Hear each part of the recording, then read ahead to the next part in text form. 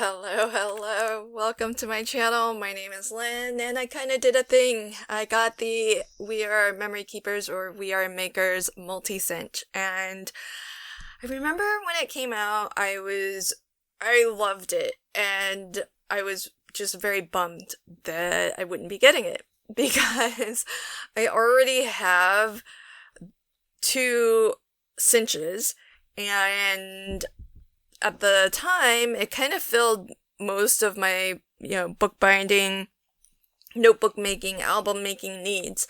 I have the mini disc cinch, which punches your mushroom holes for disc bound projects. And I also have the original size cinch, which is this a lovely device. And it will punch holes for your kind of your wire loop binding. And so it kind of felt like for what you get, as awesome as it is and nice and compact as it is, I kind of didn't feel like I needed it, because even though it does have the option of having 7 different punches to give you a lot of different variations on your binding, most of them, 4 of them are kind of redundant with one another, and I'll go through each of them. And then the others, I wasn't, too sad to miss. Except that recently, what pushed me over to getting this is that I saw this video on Coptic stitching with multiple needles, with 4 needles, and I thought, man, I want to do that. And but the thought of I've done Coptic stitch binding before, and it's not cutting, like punching the holes is not terribly hard to do, but it's time consuming. It's hard for me because I don't have like a jig or any other tools to do it. I really just measure and then punch, which is totally cool. It's a very valid way of doing it, and a lot of folks who are like pros at Coptic stitch binding do it that way. They don't use any tools, and I think that's great. But for me, it felt like if I'm gonna really do more of these, then having the punch might be nice. And HSN was having a sale. I think the price was pretty much always about what their pricing is generally. So it's not that the price dropped, it's just that there was no shipping, and it still is at a better price for all of the things that you get, because it does come with all 7 of the various different types of punches. Whereas normally, if you were to buy it at, on Amazon, for example, it would come with the tool, I think the circle and the square, and that's it. I think everything else, I'm not sure. It comes with 2. I'm not sure exactly which 2. But on the HSN bundle, you get all 7. So that's really nice. It is pretty no frills packaging. It just came in like a shipping box with these in bubble wrap, and that was basically it. But let me give you a little bit of a tour of the MultiCinch and the various different things that it can do, and then I'll compare footprint-wise how big or small this is compared to the other machines, just to give you an idea for size. So, firstly, what you have is this helps to kind of keep this handle down, a little bit more compact when you're storing it. And then this area here is where all of the action happens, where all of the holes get punched. The what gets punched out will drop into that area, and there'll be a tray down here that you can take out and dump out all of the various bits that get punched. And the handle is really ergonomic and has a nice grip here so that you can easily punch everything. Because this can do your wire binding, like your loop binding, this is where you would hang your loops. and load your papers, like your notebook and the covers and all of that, so that it loads up the spirals or the loops. And then back here is where you would put those, that loop, the coil, and then using the same handle, you would close the coil with the handle. Now, if this is similar to the MultiCinch, which it kind of looks like it is, this is really only meant for one size diameter of your coil, which maybe looks to be about 1/2 inch or so. Let me measure. So the larger, the full size cinch, it's that's 1/2 inch in diameter. So that's the size notebook that you can create with this.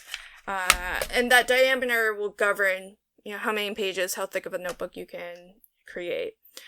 And because it always, if I close this down all the way, you can see it's gonna stop exactly at that diameter. So if you tried to put something larger in and you closed it, you might over crimp your coil, and then they'll overlap at the ends. So that's why you really, to be more precise, to have a cleaner finish, you just want to stick to the size that it's designed for. And that is one of the things that is a little bit of a constraint for this smaller as compared to the larger original cinch. But I haven't found that to be supremely limiting. But it is a consideration. It just depends on what your needs are.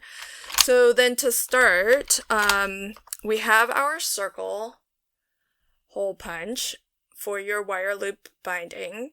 This is the original cinch style. And there's also square, which the original larger machine, the Heidi Swap version, has the square holes. Same style of binding, just different shape holes. And these are 3-to-1 pitch wire loop bindings, and that is because this is the same thing, only heart-shaped holes. And 3-to-1 refers to the fact that there are 3 holes per every 1 inch. So from 0 to 1, you can count 1, 2, 3 holes. So when you go to buy your loops for your coil, your wire loop binding, you want to look for 3-to-1 pitch. And it has to be very specifically that, because each loop will go through these holes, and this is spaced accordingly. So if you got 2-to-1 pitch or 4-to-1 pitch, these holes are not going to line up with those wires. So that's important. So these 3 are basically for the same style of binding: your circle, your square, your heart. It's just different shaped holes, which makes it a little bit more fun, but essentially it's the same. Then we have our disc binding. These are the mushroom holes, and they allow you to create disc-bound planners, notebooks, albums, etc. So that's really fun. These are 2 styles of binding that I actually haven't tried yet. So this is a band, and it really just punches this, but you punch it, once at the top of your page and then again at the bottom, and then you just run, kind of a rubber band essentially, to hold all of your pages and your cover together. So I did go out and I did buy some bookbinding bands, and so I'll give that a go. I'll do a separate tutorial more in depth. This is just a first look at this machine, but this is what you would use for your band. So you would punch a hole, or punch that at the top and bottom of the page, and then loop all of your pages in, loop your covers in between these bands, and this is what's going to keep everything together. But that means, what's cool about that is that it's sort of similar to the disc bound that's going to mean that you can actually have the flexibility of moving your pages around, because this is really easy to kind of undo. Can't really undo, your wire loop binding with ease. You could, and then you'd have to get a fresh wire and rebind it. And then we have our spiral binding. These, you can see these holes are much closer, and therefore, those like school notebooks, your wire-bound notebooks, that's what this is for. So you would just, it's all on a coil, and then you would just feed it in from one end, and then just twist it, and then it'll just coil around until it's fills the other end. I actually don't have any spiral bound wires. I might pick some up just to give that a try, so look for that tutorial, but probably a little bit later in the series because I don't have all the things for that. But if you don't want to get like the 3-1 pitch wires for the wire loop binding, you could just use like binder rings. That's really another fun way. And then this would be a very interchangeable system where you can swap pages and change the order of things. So just a lot of fun different options there. And then the reason I picked this up, since I do already have the disc binding, which I probably do maybe the second most frequently after the wire loop binding, which I would say I do fairly, not super often, but often enough to where I definitely don't regret getting the cinch. But those are the ones that I do the most. And I've always liked the square holes, just didn't think it was worth it to get a whole new machine just for that. But the Coptic binding is the thing I'm most excited to do more of, because I saw a video tutorial on how to do a 4-needle Coptic stitch. I really want to do it, but I was just dreading punching the holes. And then there was like an HSN appreciation sale, so it felt like good timing. Okay, so these are pretty easy to install. So the side that's printed with all of the information, that's going to be facing you so that it's legible. And this portion here that's sort of indented, that slides in to the back. There's these indentations here that sort of click in place so that it's all the way in and everything is secured. Then there are a couple things that are marked here for to just kind of take note of as you use each of these different binding systems. So the first is on the left here. There is printed the different letters and then different kind of fractions. And what that's annotating is, depending on the size of what you are punching holes into, if it ends in 5/8, 3/4 of an inch, or it's A4, D is the guide that you want to put this in, and I'll show you that in a moment. So if your page ends in a whole number or 7/8 of an inch, or it's A6 in size, then you want to use E, and for F it's 1/8 inch, 3/8 inch, 1/4 inch, 1/2 inch, A5, A7.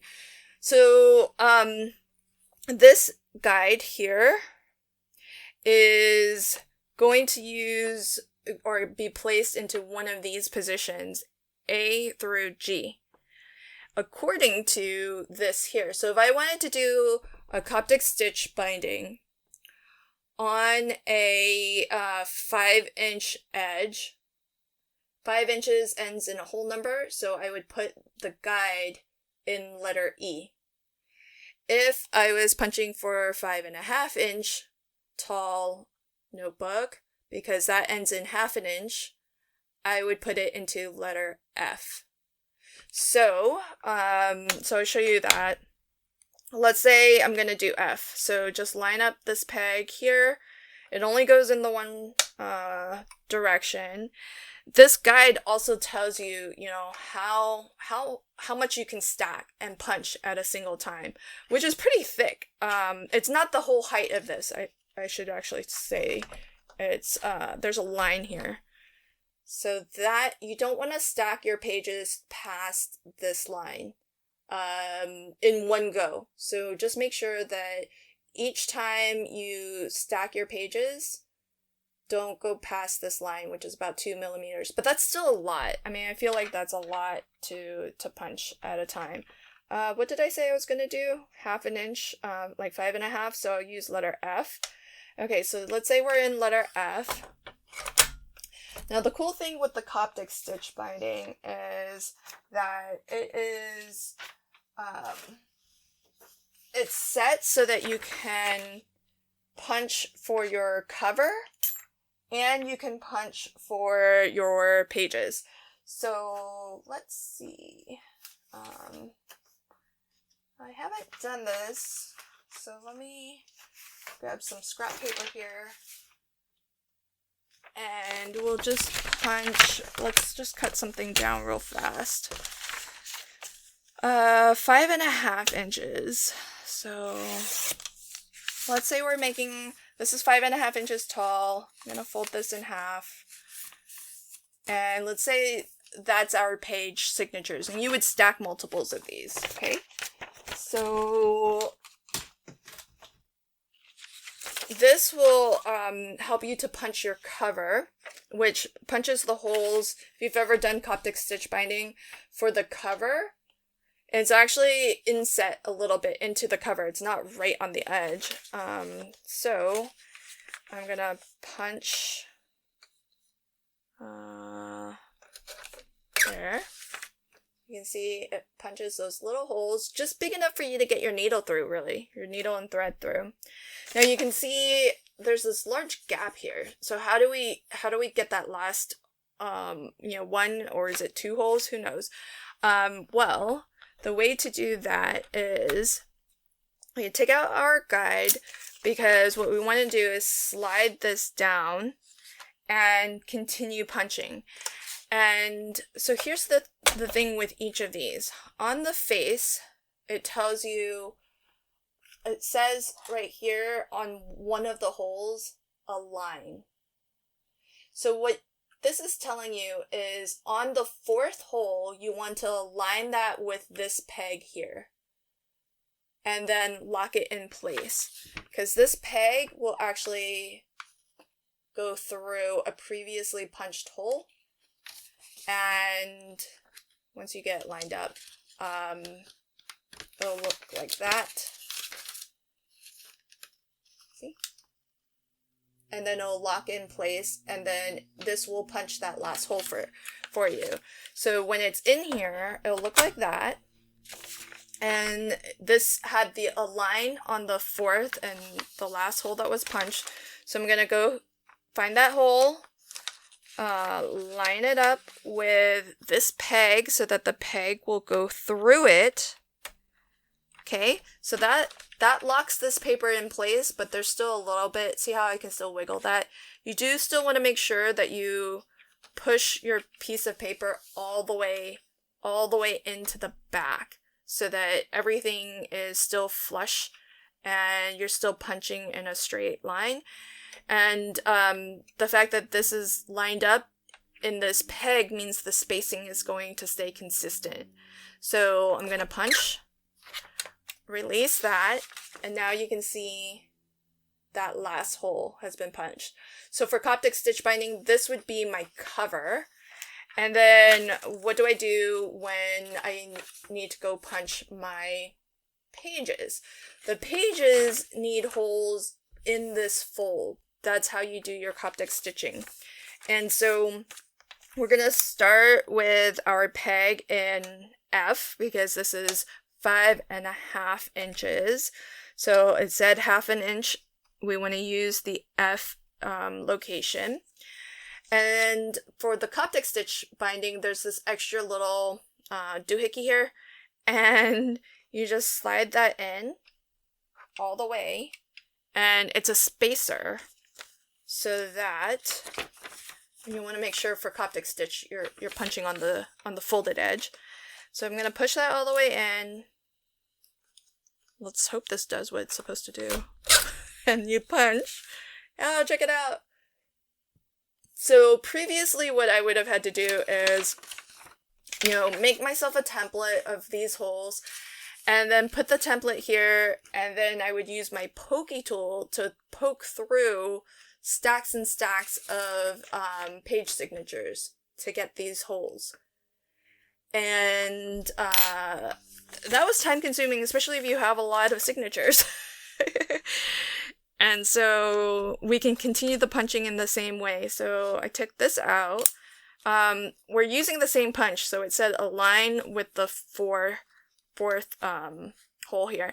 Now this alignment is a little bit tricky because the peg's not gonna actually fit inside. So I think what you need to do, this is a little bit hard, because this isn't a hole that it's gonna go through. It's a hole, but it's been cut off the edge. So I guess I just have to do my best to get this to line up. Okay, I think that's about at the right spot. Punch. And this is like, the cinch is way heavier duty and can punch through more than just like a single sheet of paper like this. But there's that. It got me my last hole. I don't think I pushed that in all the way because that didn't punch super cleanly. Let's see. Okay, yeah, that's better. Okay, so those. And that should match perfectly with this set of holes. So you can kind of see everything lines up. Cover and all the pages all line up perfectly. So how cool is that? And so it's going to be so easy to do now and so much faster to punch those. And then you can put your little alignment guide right back in. And when you go to store this, you just open this up, push the handle down, and that kind of makes it a little bit more compact. And so speaking of compact and size, how does this compare to the mini cinch and the original cinch? So in terms of the width, we're looking at maybe around 5 3/4 of an inch. And then in terms of the length, we're looking at 8 5/8 of an inch. 8 5/8 of an inch. And then, let's see, the height of this, we can measure from this, I guess. So it's about 3 1/4, maybe a little bit more. So 5 3/4, 8 5/8, 3 1/4. That's our MultiCinch. If we compare that to it's pretty light. It feels lighter than the disc cinch. That could just be me. I don't know. Let's see. So our mini disc cinch is about the same. It's about the same width. Just over by a 1/16 of an inch, but roughly 5 3/4, so about the same width. Lengthways, it's 7 1/8. So this is 7 1/8 as compared to 8 5/8. So a little bit shorter that way. And then in terms of the height, I'm guessing it's about the same. Yeah. 3 1/4, just about, a little bit more. So this is a smidge wider, shorter overall. So smaller footprint for your mini disc cinch. And then how does this compare to our larger original cinch? So this is, let's measure from the back. Okay, so from side to side, we're looking at, well, this is 8.5 this way. So the width of this is 8.5. And then the length of it is just about 12 inches, almost 12 inches. So fairly large. I mean, we're looking at maybe twice the size. And then in terms of height, this is taller as well. So this is about, let's see.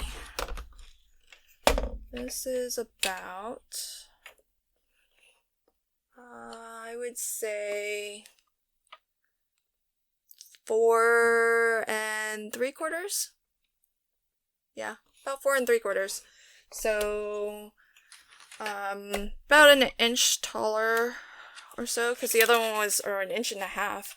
The other one was 3 1/4. So that's how that's how it compares in terms of size. That's our MultiCinch, and there's the big cinch. Now, the difference between the original cinch is, and why it might still make sense, like the mini cinches don't make huge sense to get at this point. That's why a lot of them are kind of being, sold at really discounted prices. But one reason why the original cinch might still be worth buying is a couple of things. So, for one, you choose which holes actually punch. So these pegs I can push in and pull out. And you can see the ones that are pushed in are the only ones that go down or punch when I pull the lever down. These ones are staying still. They're not actually being punched. So I can create little punch patterns. So maybe I want, just 2 rings. Maybe I have just a lot of these like leftover coils, right? Leftover wire loops. And I can split them up into like little sections of 2s. And instead of punching an entire spine, loops or holes down the entire stretch of the spine, I can just, use up some of my scraps and do shorter segments, maybe sections of 2s or sections of 3s, and so I can do, this pattern too if I wanted, just 3 at the top, 3 at the bottom.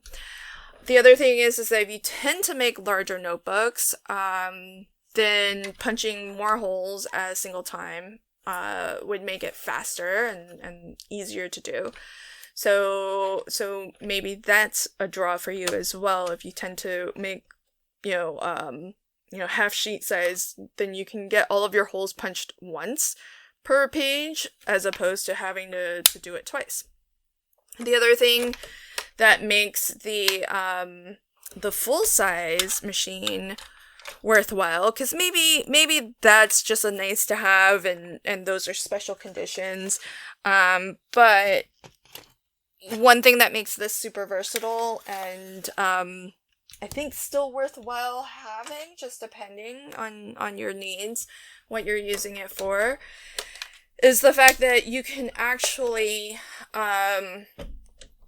have this dial here that allows you to go down to 3/8 of an inch for the diameter of your notebook, all the way up to 1 1/4 inch. So you can get a pretty large size notebook.